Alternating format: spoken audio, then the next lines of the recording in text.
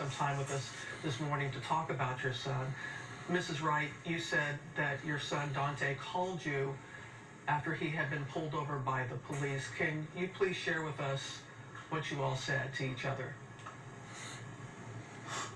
He called me and he said, Mom, I've just been pulled over. I said, for what? They said they pulled me over because I had air fresheners hanging in the rearview mirror. I said, okay, we'll take them down. And then he said, well, they're also asking for insurance. And I said, well, when the police officer comes back up to the window, give him the phone and I can explain and give him all the insurance information. He said, okay.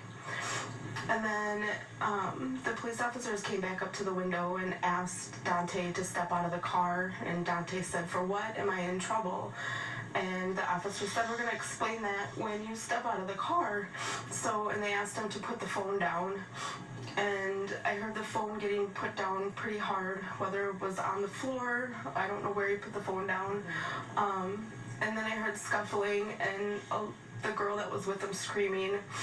And I heard an officer ask for them to hang up the phone, and then I didn't hear anything else. I tried to call back three, 4 times, and then the girl that was with him answered the phone, and she said that they shot him, and he was laying in the driver's seat, unresponsive.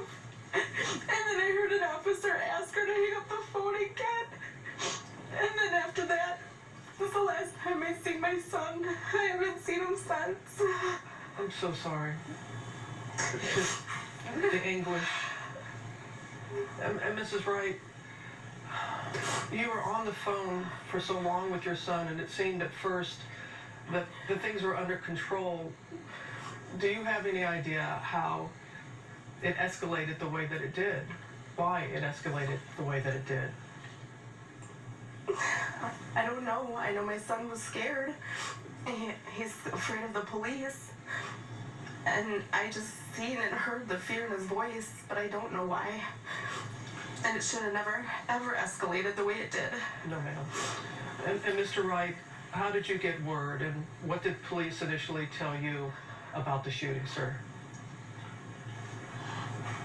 Well, I got word from my wife. She called me and she was screaming and telling me what was going on, and I was, it was a normal day for us, and we started off as a normal day. I haven't talked much to the police at all. They haven't given us any information. They haven't pretty much given us any information at all. We do know that the police chief, he said that he believes that the shooting, that the officer meant to shoot the taser, not her gun, and that it was an accidental shooting. Do you accept that explanation, Mr. Wright? I cannot accept that. I lost my son. He's never coming back. I can't accept that. A mistake, that doesn't even sound right.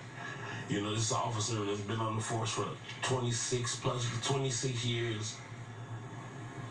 I can't accept that. And Mrs. Wright, we know that the mayor has called for this officer to be fired, to be relieved of her duties. What would you like to see happen, ma'am? I would like to see justice served and her held accountable for everything that she's taken from us. And we do know that people are outraged, as in the reports, and we're seeing how people are upset. Many people are upset that, again, another black man has lost his life at the hands of police. But you all have been consistent in calling for peace and calm. So, Mrs. Wright, what do you want to say to those who want to take to the streets on behalf of your son? I want to say thank you so much for the support and standing by us and making sure that my son's name has been heard, and asking for justice and asking for that we get everything that we need out of this, and making sure that my son's name doesn't get swept under the rug and forgot about. And are you still calling for peace? Are you still hoping that they can do this, a protest in a peaceful manner? Yes. Mr. Crump, we know that you're there in Minnesota for the Derek Chauvin trial. Therefore, the Floyd family, as you're now there with Daunte's family.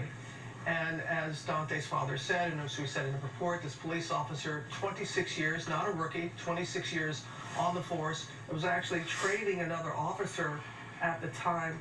Sir, what has to take place for this to stop happening? Well, Robin, as Attorney Storms and I learned last night, that she was a training officer. And so it's not about training. It's about implicit bias. It's about giving the same respect and consideration to people of color that we give to white American citizens. We don't see these sort of things happening to white young people that we see happen over and over and over again to young marginalized minorities. They could have given him a ticket, given him a notice to show up, but just like in George Floyd, they could have given him a ticket. They used the most force when it comes to dealing with marginalized minorities, and we can't have these two Americas, one where we treat black Americans different from white Americans in policing. That's when it will stop, when we start treating each other all the same. Same treatment. And before we go, Mr. and Mrs. Wright, tell people about your son. Mrs. Wright, tell people what they should know about Daunte. My son was an amazing, loving kid. He had a big heart. He loved basketball. He had a 2-year-old son that's not going to be able to play basketball with him. He had sisters and brothers that he loved so much. He was an uncle, a grandson. He had a smile that would light up the room. It was so big and bright, and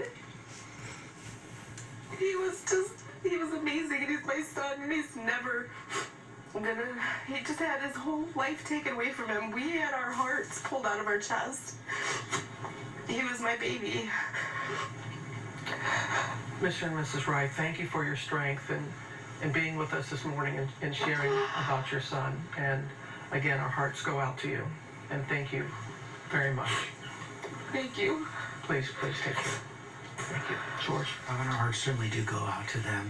We're going to move on now to the pandemic. There's some breaking news coming in. The CDC and the FDA have released a statement on